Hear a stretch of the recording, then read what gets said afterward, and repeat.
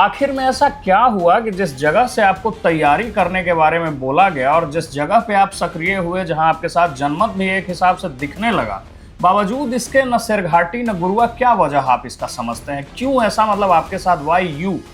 राजनीतिक मुझे यहीं से समझ में आई। आने वाले दिनों में रामाधार सिंह का राजनीति भविष्य जो है वो किस पार्टी के साथ जुड़ता है? क्योंकि हम देख रहे हैं आए दिन आपके नाम जो है राजद के साथ जुड़े जा रहे हैं। हाँ, मैंने भी देखा है। जो कि मुझे तंग किया जा रहा है वो भूमाफिया है। जैसे ही मैं खड़ा होता हूं तो डिप्टी सीएम का पहला शब्द आता है कि मैं भूमाफिया और दबंगों से बात नहीं करूंगा, इनको बाहर निकालो जी, बाहर निकालो। कहा जाता है कि आप कम से कम वहां से जितने भी मुखिया हैं, मतलब जितने भी जनप्रतिनिधि हैं जो पंचायत से जीत करके हैं, उन सारे लोगों के एक कीजिए, फिर मैं समझूंगा कि आप टिकट के दावेदारी में मेरे मतलब मजबूती के साथ। ये प्रशांत ने खुद मुझसे कहा था। प्रशांत जी ने कहा? प्रशांत जी ने कहा। हार गया होता तो मुझे अफसोस इतना नहीं आता। मुझे लगता है कि मैं किन किन कमी के कारण से मैं हार रहा हूँ या किन कमियों से मैं हारा, और जीत गया होता तो फिर एक हो सके एक पहला टिकट आता इस विधानसभा में, ये भी बात स्पष्ट थी। तो इस बात का अफसोस है मुझे। राजनीति में युवा राजनीति का एक बहुत बड़ा प्रभाव होता है और हम आए दिन देखते रहते हैं कि विश्वविद्यालयों से शुरू हुई राजनीति कई बार संसद भवन तक जाती है, कई बार विधानसभा तक जाती है। और हमारे साथ एक ऐसे व्यक्ति हैं जिनको जो भी सोशल मीडिया पर है, जो भी राजनीतिक जीवन का ककहरा भी बिहार में जानता होगा, वो जानता होगा। हमारे साथ फ्रेम में दूसरे तरफ रामाधार सिंह हैं। इनसे बातचीत करने का प्रयास करेंगे और जानने का प्रयास करेंगे कि अभी मौजूदा जीवन में आप राजनीति में किस पक्ष में हैं। सबसे पहले आपको चैनल को धन्यवाद मैं करना चाहूँगा। और राजनीतिक युवाओं के लिए बहुत कुछ सीखने के लिए मिलता है। मैं भी एक युवा हूँ और अभी आपने कहा कि ये युवा राजनीति का हर एक गलियारा और हर एक जगहों पे मुझे लोग जानते हैं। तो मैंने एक सच्चाई का साथ दिया है अपने जीवन में, और सच्चाई के लिए जब भी लड़ने की ज़रूरत हुआ है मैंने लड़ा भी है। और मेरा प्रयास रहता है कि एक युवा को जो एक मान सम्मान चाहिए वो तमाम लोगों से मिलता है, क्योंकि वो लड़ाई अपने लिए नहीं लड़ता है, उन लोगों के भविष्य के लिए लड़ता है जिनको सब लोगों ने दरकिनार करने का काम किया है। खैर, अभी हमारा राजनीतिक जो है वो मैं जन स्वराज में से शुरू हमारी हुई थी जनवरी, और मैं अभी विगत लगभग 6-7 महीनों से मैं पार्टी का किसी भी कार्यकाल में शामिल नहीं हो रहा हूं, और पार्टी से हमारी दूरी बनी हुई है।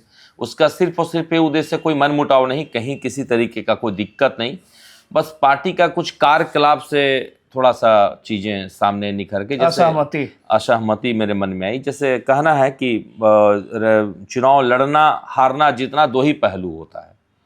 उस स्थिति में आपको तमाम लोगों का ख्याल रखना है, उन लोगों को जोड़ के रखना है, सब लोगों से बातचीत वार्तालाप जारी होना चाहिए जिसने ईमानदारी से पार्टी के लिए अपने लिए खड़ा रहा है। तो उन सब चीज़ों में मैंने देखा कि कमी, तो मैं इनसे 6 महीनों से दूर हूँ। ये सवाल हम ले ही रहे थे कि जिस जनसुराज के साथ रामाधार सिंह उस अभियान में शुरुआती दौर से दिखते हैं, गया जिले में हमको लगता है कि आप पहले व्यक्ति थे जो कि अभियान के शुरुआत से जुड़े रहे और पूरी ईमानदारी से, पूरी मजबूती से पार्टी के साथ थे। आखिर क्या ऐसा हुआ कि रामाधार सिंह को पार्टी के टिकट से दूर रखा गया और सक्रिय राजनीति से दूर रखने का प्रयास किया गया? और ये आज तक मेरे मन में सवाल खड़ा होते रहता है, क्योंकि जिस तरीके से मैंने तैयारी किया था, एक कोई भी विधानसभा का प्रत्याशी जो होता है जी, वो तमाम मुद्दाओं को उठाता है, हर गरीब गुरबे के साथ खड़ा रहता है, किसी भी समस्याओं में खड़ा रहता है, युवाओं की लड़ाई लड़ता है, माँ बहन बेटी का मान सम्मान की बात आती है, वहाँ पे ईमानदारी से खड़ा रहता है। उसमें मैंने कहीं कोई कमी नहीं रखा, वो आप सब लोग जानता है। बात रहा टिकट की दावेदारी से पीछे रह जाने की, तो मुझे आज तक इस बात का समझ नहीं आया कि चीज़ें कहाँ से गड़बड़ हुई। मुझे याद है कि 20 तारीख तक आखिरी डेट था, ठीक बात, और 19 तारीख को मेरा टिकट कटा था, और उसके बाद मुझे ना संभलने का मौका मिला, ना मुझे आगे डिसीजन लेने का मौका मिला। लेकिन फिर भी मैंने पार्टी का विरोध नहीं किया और ईमानदारी से पार्टी के कुछ दिनों तक मैंने खड़ा रहा। जब किसी भी तरीके का उसके बावजूद भी कोई एक्टिविटी नहीं है, तब मैं दरकिनार किया। खैर, अब आता हूँ पॉइंट पे। मुझे लगता है कि हमसे ज़्यादा समझदार लोगों को मौका दिया गया, शायद हमसे बेहतर विकल्प के तौर पर पार्टी को लगा होगा, लेकिन पार्टी को सोचना चाहिए कि उस व्यक्ति को मौका देना चाहिए जिसने पार्टी को सींचने का काम किया है। जिस वक्त जन स्वराज जैसा नया पार्टी, हम जैसा नौजवान एक उम्मीद के साथ जिस तरीके से हम लोगों ने साथ दिया एक दूसरे का, आप सोचिए कि अगर मैं जेडीयू, लोजपा या आरजेडी, ये तमाम पार्टी में से अगर किसी और के लिए अगर 4 साल मेहनत किया होता तो मुझे पूरा यकीन नहीं, भरोसा था कि टिकट मुझे देती।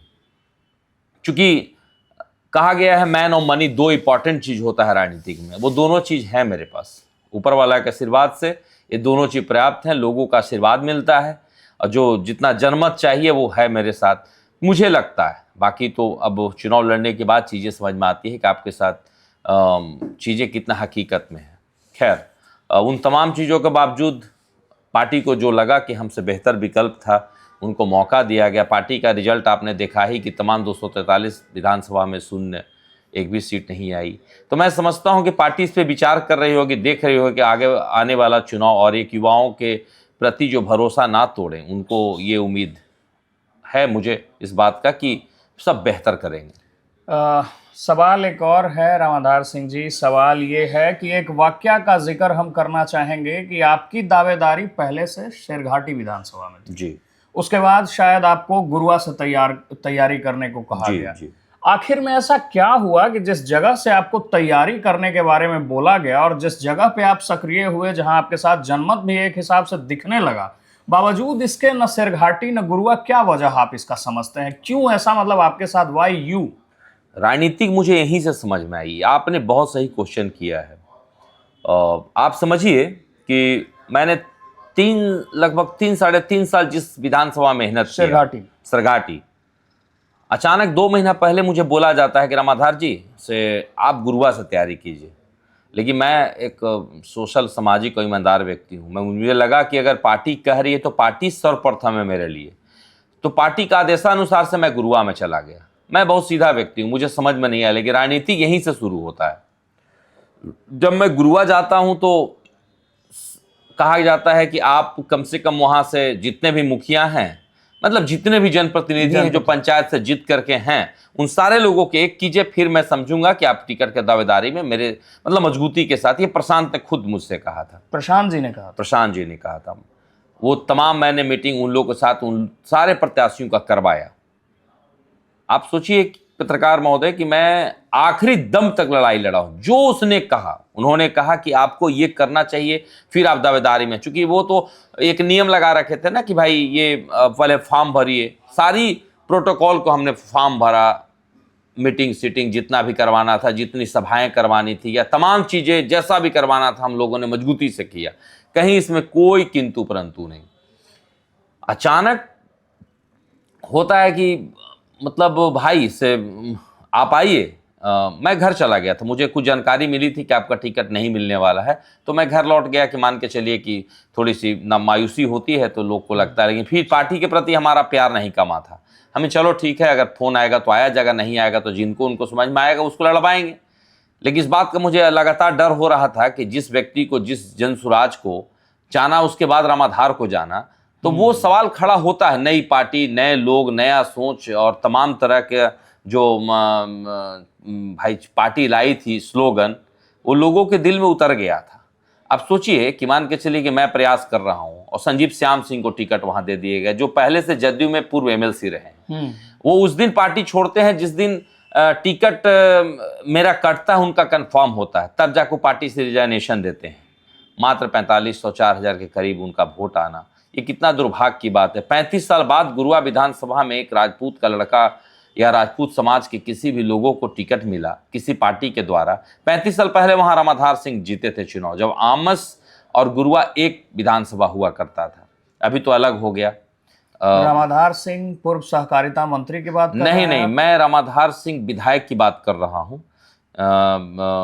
जो रफीगंज के पूर्व विधायक अशोक सिंह के पिताजी के मैं बात कर रहा हूँ। वो वहां से एक बार चुनाव जीते थे और उसके बाद मुझे मौका मिला था वहां से चुनाव लड़ने का। खैर मेरा कटा संजीव श्याम सिंह को मिला, लेकिन उन्होंने कहीं से भी उस तरीके का परफॉर्मेंस नहीं कर पाया। नतीजा हुआ कि वहां पे आप देख रहे हैं कि एनडीए से बीजेपी के प्रत्याशी चुनाव जीते। मौजूदा दिनों में प्रशांत से कैसे रिश्ते हैं? जनसुराज को अगर किनार कर पर्सनली प्रशांत से पूछा जाए तो आज आपके कैसे रिश्ते हैं? राम आधार सिंह के कैसे अच्छे रिश्ते हैं। प्रशांत कभी किसी से व्यवहार उनका खराब नहीं होता है। प्रशांत अच्छे व्यक्ति हैं, इसमें कहीं कोई किंतु परंतु नहीं है। और प्रशांत ने अब जिस तरीके का रिजल्ट आया तो कई लोगों ने कहा कि यार तुमको चुनाव नहीं लड़वा करके प्रशांत ने समय, पैसा और तमाम चीज़ों को बर्बाद करने से बचाया। लेकिन मैं मानता हूं कि मैं हार के अभिमन्यु हो जाता तो मुझे ज़्यादा खुशी होती। देखिए, लड़ना चाहिए। आज मेरे मन में ये सवाल खड़ा हो रहा, मैं नहीं लड़ा। अगर लड़ के मैं हार गया होता तो मुझे अफसोस इतना नहीं आता। मुझे लगता कि मैं किन किन कमी के कारण से मैं हार रहा हूँ या किन कमियों से मैं हारा, और जीत गया होता तो फिर एक हो सके एक पहला टिकट आता इस विधानसभा में, ये भी बात स्पष्ट थी। तो इस बात का अफसोस है मुझे, और मुझे रहता है इस बात का अफसोस कि मुझे लड़ना चाहिए था। आने वाले दिनों में राम आधार सिंह का राजनीति भविष्य जो है वो किस पार्टी के साथ जुड़ता है? क्योंकि हम देख रहे हैं आए दिन आपके नाम जो है राजद के साथ जुड़े जा रहा है। हाँ, मैंने भी देखा है, जो कि ऐसी कोई बात नहीं है। मैं एकदम क्लियर इसको स्पष्ट कर रहा हूँ कि राजद का किसी भी नेता से हमारी कोई बातचीत नहीं हुई है। किसी प्रकार से कोई मतलब उनसे एक मीटअप तक नहीं है। आप समझिए कि उसके बावजूद भी तमाम चैनल और लोगों में है कि राम आधार सिंह आरजेडी से जुड़ गए, या मेरे उनसे किसी भी सीनियर नेताओं से बातचीत नहीं है, या कोई भी एक उनके कार्यकर्ताओं से भी बात नहीं है। आप ये समझ लीजिए कि कहीं कोई किसी तरीके का ये सिर्फ और सिर्फ अफवाह। राम आधार सिंह भी युवा हैं, चार्मिंग हैं, दिखते हैं, युवाओं के बीच में आपका एक पक्ष है, और दूसरे तरफ तेजस्वी प्रसाद यादव भी युवा हैं। तो क्या कभी भविष्य में दिख सकते हैं राजद में? अभी की बात अगर छोड़कर भविष्य का बात किया जाए तो क्या राम आधार सिंह कभी राजद के पक्ष में दिख सकते हैं? देखिए, राजनीति के एक ऐसा पहलू है कि एक दूसरे का साथ के बगैर कोई रह नहीं पाता है। कहीं ना कहीं मुझे जाना है। ठीक बात है। और मैं बहुत अपने आप को समझता हूँ राजनीतिक में सम्मान और स्वाभिमान का कोई महत्व नहीं होता है, लेकिन मैं एक युवा हूँ। मुझे लगता है कि हमको उस पार्टी का साथ देना चाहिए जो इस बदलते बिहार में उसका योगदान मजबूत रहना चाहिए। अगर लगेगा तेजस्वी जी को कि नहीं मेरी ज़रूरत है या रामाधार की ज़रूरत है उन्हें, तो मैं मेरे से उनकी क्या बैर है, या मैं उनका बैर क्यों करूँगा? वो राजनीति का सबसे बड़े प्रतिद्वंदी हैं, बिहार का एक मजबूत स्तंभ है, और जिस परिवार से आते हैं उसने कम से कम 30 वर्ष तक बिहार में राज किया है अपने बुद्धि विवेक और तमाम लोगों के सहयोग से। वो कोई बुरा नहीं है, लेकिन ये झूठ मूठ का जो आजकल आप जो सोशल मीडिया पर जो अफवाह फैलाया जा रहा है, अफवाह, उसको मैं एकदम सरे से खारिज करता हूं कि किसी तरीके से अभी तक कोई बातचीत नहीं हुई है। कुछ भी होगा तो हम लोग सोशल मीडिया के माध्यम से आप लोग के बीच में रखेंगे। आखिर में एक सवाल ये पूछेंगे कि जो राम आधार सिंह आए दिन लोगों के बीच दिखते हैं, अपने लोकेलिटी में सक्रिय दिखते हैं और तमाम तरह की सक्रिय चीज़ों में, सामाजिकता में दिखते हैं, उस राम आधार सिंह पे कितने मुकदमे हैं? क्योंकि आपका नाम एक टैग के साथ जोड़ा जा रहा है, आप भी जानते हैं। हाँ, अभी आपने कुछ दिन पहले देखा होगा हमारा एक वीडियो, भूमि विवाद हमारे गया जिला में चल रहा था और आदरणीय डिप्टी सीएम महोदय आए हुए थे। उन्हीं के बीच में हमारा विपक्ष का पार्टी मेरे पिताजी और मेरा नाम लेकर के अनाप शनाप उनके सामने बके जा रहे थे। खैर, प्रोटोकॉल के नियम के अनुसार से मुझे जब मेरा कॉल आता तब मुझे बोलना चाहिए था, लेकिन होता है कि गलत का विरोध करने के लिए समय का इंतजार नहीं करना चाहिए। ठीक बात है। अगर आपके ऊपर कोई अंगुली खड़ा करे तो आप तुरंत उसका विरोध कीजिए, क्योंकि आप अगर गलत हैं तो चुप रहिएगा। अब विरोध करने वाला व्यक्ति कभी गलत जवाब तो देना ही चाहिए, जवाब देना चाहिए। मैंने वही किया, ईमानदारी से उसको हमने कहा कि डिप्टी सीएम साहब, अगर आपकी आदेश है तो मैं 2 शब्द बोलने का अनुमति आपसे प्राप्त करना चाहता हूं। अगर आपकी अनुमति होगी तो मैं भी अपना पक्ष दूं। मैं चूंकि मैं इसका विपक्ष का पार्टी यहीं पे मौजूद हूं, ये तमाम चीजें झूठ बोल रहा है, क्योंकि मुझे पूरी जानकारी मेरे जमीन के बारे में कि जमीन मैंने किससे रजिस्ट्री किया, कौन व्यक्ति फाइट कर रहा है। आप सोचिए कि जिस जमीन में अभी उसका टाइटल सूट चल रहा है, अभी उन लोग का परिवारवाद क्लियर नहीं हुआ है, उसके बावजूद उसके ससुर और साला ने मुझे रजिस्ट्री किया। उसके बाद वो फाइट पता नहीं कैसे किस तरीके से कर रहा, मुझे इस बात का समझ नहीं है। लगातार परेशान करने का काम कर रहा है, एक नंबर का झूठा और मक्कार है वो। उसी में उन्होंने लगता है कि पहले से जाकर डिप्टी सीएम को भी समझा रखा था कि ये इस तरीके से मुझे तंग किया जा रहा है, वो भूमाफिया है। जैसे ही मैं खड़ा होता हूं तो डिप्टी सीएम का पहला शब्द आता है कि मैं भूमाफिया और दबंगों से बात नहीं करूंगा, इनको बाहर निकालो जी, बाहर निकालो। अब सोचिए, मैं एक नौजवान व्यक्ति हूँ, मैं अपनी बात रखने का अधिकार है मुझे इस स्वतंत्र भारत में। आप अगर मेरी बात को ही दबा देंगे तो लोगों तक बात कैसे पहुंचेगी? क्या लगता है दूसरे पक्ष के व्यक्ति के द्वारा डिप्टी सीएम को बरगलाया गया था? बिल्कुल बरगलाया गया था, और मैं डिप्टी सीएम साहब से निवेदन करूंगा कि आप एक बार इस बात को समझने का प्रयास कीजिए कि मैं कहीं से भी गलत हूं तो आप मुझे सजा दीजिए, और मैं अगर गलत नहीं हूं, मैं कंप्लीट हाई कोर्ट अपेयर हो गया हूं, हाई कोर्ट को उसने भी स्वीकार किया है, उन लोग तमाम लोग उस पर अपेयर हो गए हैं। अब जमीन हाई कोर्ट के डिसीजन आने के बाद ही इसका मामला क्लियर होगा कि कौन किसके अधिकार में क्या है। हाई कोर्ट 10 साल लड़ना हो, 20 साल लड़ना हो, या इसके बाद मुझे सुप्रीम कोर्ट भी जाना पड़ेगा, मैं पीछे नहीं हटूंगा।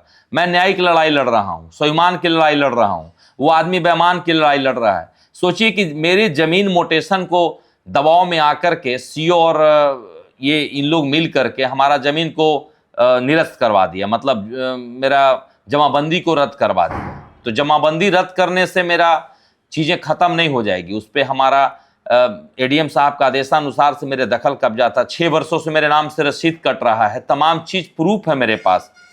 कई भूमाफिया को उसने पहले भी वहां भेजने का काम किया था कि जाइए वो जमीन हमारा कब्जा रखा, आप उससे लड़िए झगड़िए। लेकिन मैं उन लोगों को बता देना चाहता हूं कि कभी किसी प्रकार का उस जमीन में उसके द्वारा अगर आपको बहला फुसला किया, किसी तरह से बरगला के अगर भेजा जाए, तो आप तमाम जानकारी रखिएगा कि भाई वहां पर एक इंसान व्यक्ति उसके फाइट कर रहा है, और किसी भी कीमत में उस जमीन पर मैं लीगल फाइट कर रहा हूं।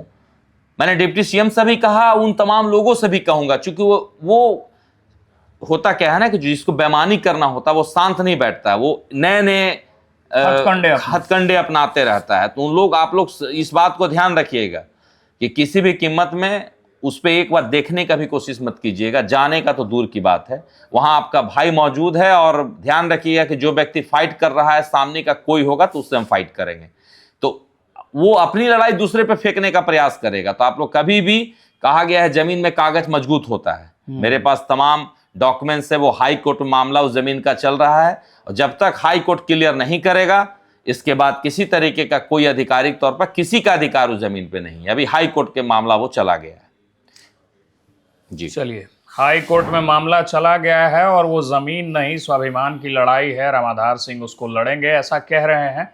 और इनसे बातचीत कर तमाम बिंदुओं पर हम आपको बताने का प्रयास किए कि अभी कहाँ राजनीति है, मौजूदा भविष्य जो है, आने वाले समय में कहाँ जाएंगे।